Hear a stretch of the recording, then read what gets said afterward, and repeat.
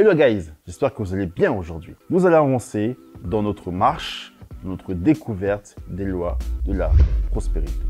La première loi était, comme je l'ai dit, premièrement, connaître Dieu, être proche de Dieu. Ça, c'est la première loi capitale. Être proche de Dieu, mettre Dieu au centre. Et ça, je vais partager pendant de nombreuses minutes parce que c'est très important. Mettre Dieu au centre. Maintenant, le petit 2 de ce 1, de cette grande thématique, de cette première thématique, évidemment dans connaître Dieu, est connaître son appel. Connaître son appel, c'est fondamental. Il y a une importance juste incroyable à connaître son appel. Et on se pose tous cette question. Tout le monde se pose cette question. Quelle est ma mission sur Terre?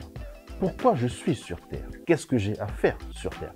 Eh bien, figurez-vous que véritablement, tout le monde se pose cette question. Sans la réponse à cette question, il y a de très fortes chances qu'on patine, qu'on perde du temps, qu'on doute plus que les autres. Donc, le premier réflexe à avoir, évidemment, après avoir connu Dieu, c'est de lui demander, Seigneur, quel est mon appel? Qu'est-ce que tu as prévu pour moi sur cette terre pour que je puisse remplir la mission que tu m'as donnée? C'est fondamental.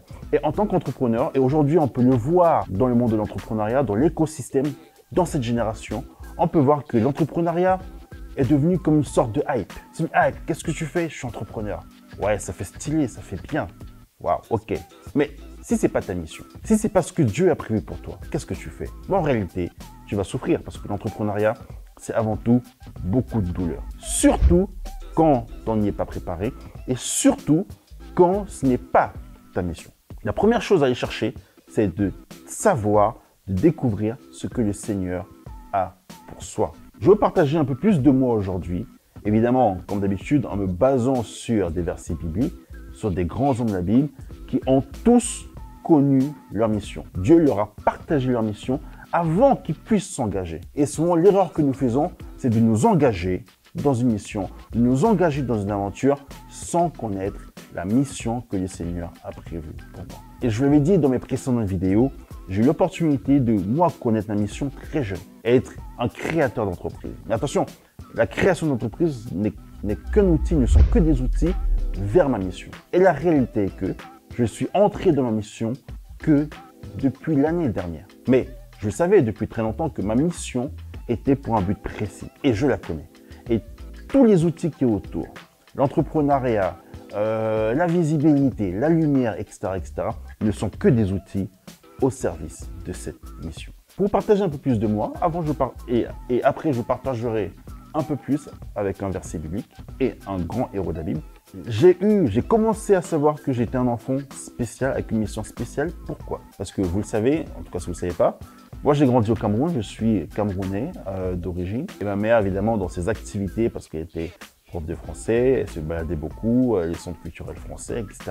À l'époque, ça c'était il y a 30 ans, donc il y avait une grosse activité autour de son métier. Mon père qui était en France, donc on était à la maison.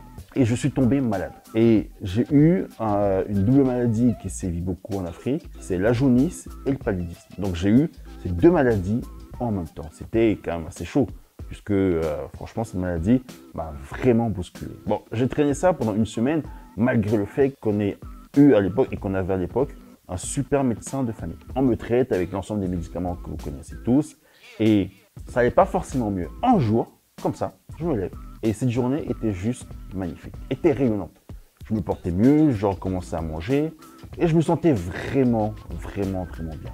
Et tout le monde observait autour de moi que waouh, ça fait 10 jours que le petit, il est un peu dans le mal, il est dans le down. Là, il va bien. Donc, c'était plutôt porteur d'espoir. Évidemment, pendant cette journée, j'ai recommencé à manger des fruits, les repas qu'on avait fait, etc. Et même moi, je pensais que c'était reparti. Mais le soir, j'ai mon oncle qui revient du travail avec une sucette. Il me donne cette sucette et je commence à la manger, évidemment. Et je m'allonge sur le canapé et quelques minutes après, il voit que je m'endors. Il vient, il se rapproche de moi et il essaye de retirer la sucette. Et bien, vous savez quoi? Il n'a pas réussi à retirer cette sucette. Il me touche, j'étais froid, très froid, et j'étais dans un état cadavérique. Donc, en réalité, j'étais en train de partir et j'étais parti. Et l'image et le souvenir que j'ai de ce témoignage, de ce moment, qui reste gravé dans la mémoire, c'était comme si je tombais dans une sorte de gouffre, et que je noir, sans lumière, sans fin. Comme si vous tombez dans un puits. Voilà, c'est l'image du puits. Vous tombez dans un puits, mais un puits sans fin. Et j'entendais un peu de loin mon oncle qui disait à la famille, urgence, urgence, je n'arrive plus à retirer la sucette, puisque ma mâchoire, mes muscles, mes os étaient totalement rigides. Ceux qui travaillent un peu dans le milieu médical savent que quand on atteint cet état-là, c'est qu'on est quasi mort, si ce n'est mort, parce que les muscles, les os se rigidifient. Et évidemment, urgence, les tatas, les mamans, grosse convocation, tout le monde commence à prier, le pasteur qui arrive à la maison, et tout ça c'était au Cameroun. Le pasteur qui arrive à la maison, qui commence à prier, il prie parce qu'il voyait que je partais. Et vous savez quoi? Pendant de très très longues minutes, j'ai ressenti que moi-même je partais. Et il y a eu comme une sorte de souffle de vie. Comme ça. Je suis revenu à moi. Quand je prie tous les matins en disant merci Seigneur pour ton souffle de vie, je peux vous garantir que je sais ce que c'est, que respirer, que reprendre, et je sais à quel point ce que cette phrase représente, le souffle de vie. Et c'était mon premier miracle. Quand je suis sorti de là, malgré mon jeune âge, j'avais 5-6 ans, j'ai tout de suite compris que j'étais un enfant spécial. J'ai tout de suite compris que le Seigneur avait prévu quelque chose de spécial pour moi. Et j'avais tout de suite compris que la mission, que je ne connaissais pas à l'époque évidemment, était une mission tellement grande qu'il ne fallait pas que je parte à ce moment-là. Et c'est pour ça que le Seigneur m'a délivré, m'a protégé de ce moment très très très spécial. Et c'est la raison pour laquelle je sais que tu as vécu des moments spéciaux dans ton enfance. Je sais que tu as vécu des moments spéciaux dans ta vie. Et je souhaite que tu te remémores ces moments-là en te disant que le Seigneur t'a gardé, que le Seigneur t'a préservé.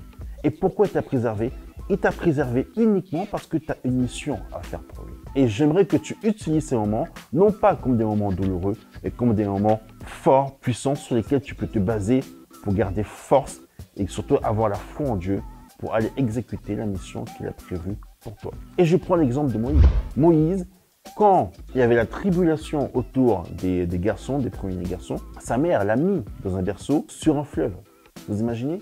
Vous accouchez d'un enfant et pour sauver la vie de cet enfant, vous le mettez sur un fleuve, dans un berceau sur un fleuve, pour qu'il puisse garder la vie. Rien que le fait d'arriver à bon port, rien que le fait d'avoir trouvé une maman, donc la fille de Pharaon, pour le ramasser, c'est un peu le terme brutal, pour le récupérer, c'est juste un miracle.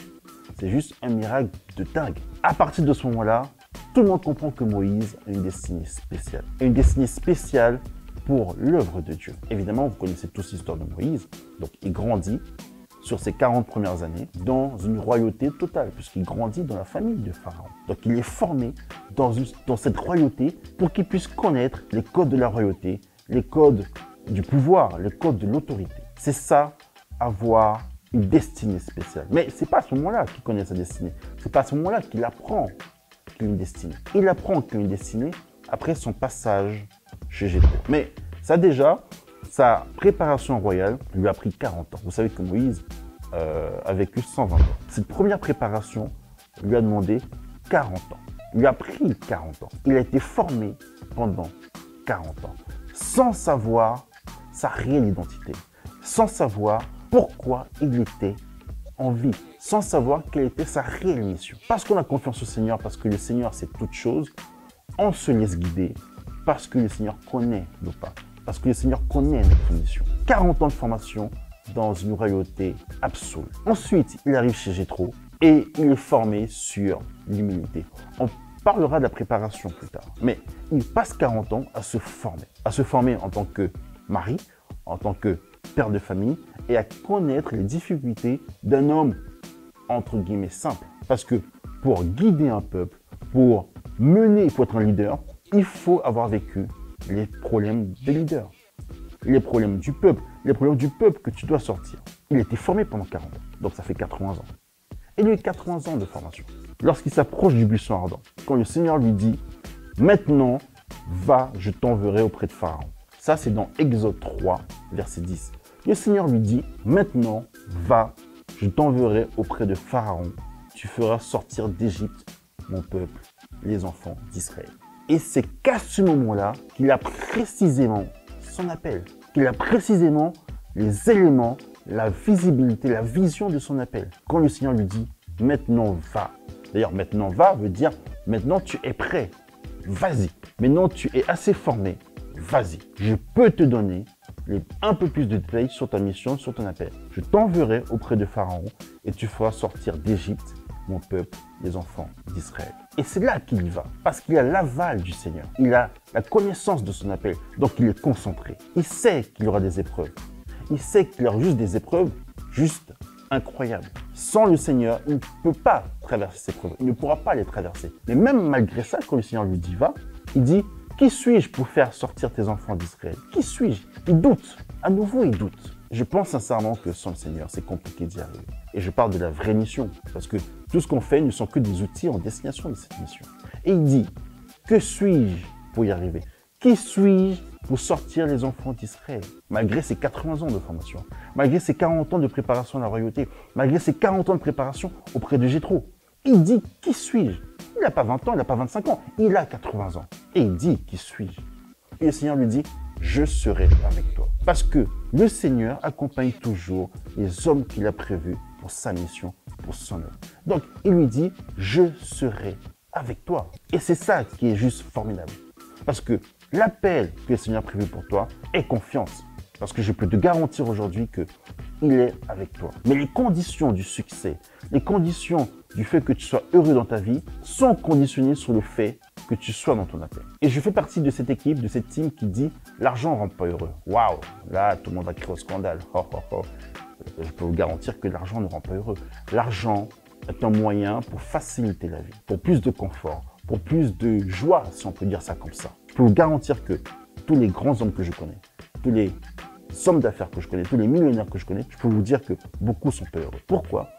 Parce qu'ils se posent tous cette question. Pourquoi je suis sur Terre? Quelle est ma mission? C'est pour ça qu'il y a beaucoup d'entrepreneurs qui sont très généreux, qui font beaucoup de dons, qui font de l'humanitaire, parce qu'ils veulent répondre à cette question du pourquoi je suis sur Terre. C'est une question fondamentale. Et tant qu'on n'a pas la réponse à cette question, mine de rien, on n'est pas très heureux. On n'est pas très heureux. Donc, c'est fondamental de répondre à cette question, pourquoi je suis sur Terre? Moi, dans mon cas, mes entreprises ne sont que des outils pour répondre à cette mission. Mes entreprises, le cash, n'est qu'un outil pour répondre à cette question. La visibilité, la lumière que j'ai ne sont que des outils pour répondre à cette question. Quelle est ta mission? Quelle est la mission que le Seigneur a prévue pour toi? Tu dois absolument répondre à cette question. Il faut absolument que tu passes du temps avec le Saint-Esprit pour répondre à cette question. Il faut absolument que tu passes du temps avec le Seigneur pour qu'il puisse te donner la réponse à cette question. Tu vas gagner du temps. Moïse a vécu 120 ans. Donc, 80 ans de formation sur 120 ans, c'est plus ou moins proportionnel. Mais n'attends pas 80 ans pour demander au Seigneur quel est ton appel. Profite de ta force, profite de ta jeunesse, profite de ta vigueur pour aller chercher ton appel. Pour que tu puisses y mettre 100% de ton énergie. Et regarde, et je te rassure en te disant, un peu à l'image de Jérémie, qui a eu écho de son appel. Dans Jérémie 1, verset 4, le Seigneur dit à Jérémie, « Avant que je t'eusse formé dans le ventre de ta mère, je te connaissais. Et avant que tu fusses sorti de son sein, je t'avais consacré, je t'avais établi prophète des nations. » Je reprends. Il dit à Jérémie, avant que je t'eusse formé dans le ventre de ta mère. Donc ça veut dire que même avant que ta mère tombe enceinte, il savait que ça allait arriver. Il a un plan précis pour toi. Je te connaissais. Il dit, je te connaissais. Quand tu étais dans le ventre de ta mère, il te connaissait. Malgré le fait que tu ne le connaissais pas. Mais lui te connaissait. Et avant que tu fusses sorti de son sein, je t'avais consacré. Waouh! Il a déjà tout fait. Il t'a déjà béni. Il t'a déjà tout donné. Il faut juste se rapprocher de lui pour qu'il puisse te donner sa lumière, ses voies qu'il a prévues pour toi. Et il dit à Jérémie, je t'avais établi prophète des nations. Donc il donne la mission prévue pour Jérémie, prophète des nations. Quel est ton prénom? Quel est ton nom? Et tu peux remplacer ce nom par Jérémie. Je t'ai consacré, tac. Mais c'est à toi d'aller chercher cette info auprès du Saint-Esprit. C'est capital, c'est fondamental. Mais je te rassurerai aujourd'hui en te disant qu'il te connaît.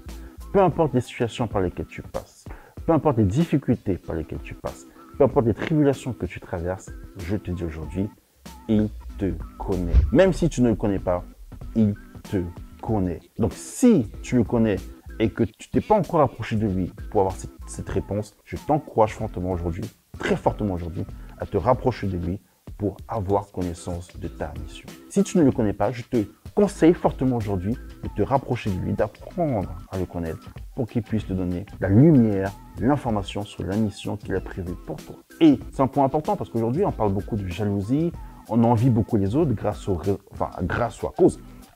à cause des réseaux sociaux, on envie la vie de l'autre. Mais chacun a son couloir, chacun a ses défis. Et si tu t'amuses à tenter de prendre la vie de l'autre, ben je peux te garantir que tu seras très triste et que ta vie sera semée d'embûches. Mais plus d'embûches qu'il était prévu pour toi. Parce que ce n'était pas ton couloir, c'est pas ton couloir. Tu forces les choses. Mais pour ne pas forcer les choses, réponds d'abord à cette question. Qu'est-ce que le Seigneur a prévu pour toi? Quelle est la mission que le Seigneur a prévue pour toi? Et je t'ai dit il y a quelques minutes que il sait toutes choses. Il t'a consacré à quelque chose. Tout comme moi, il a pu me redonner le souffle de vie quand j'avais 6 ans. Parce qu'il m'avait consacré à quelque chose. Et peu importe qui pouvait me toucher, me nuire, il m'avait consacré à quelque chose.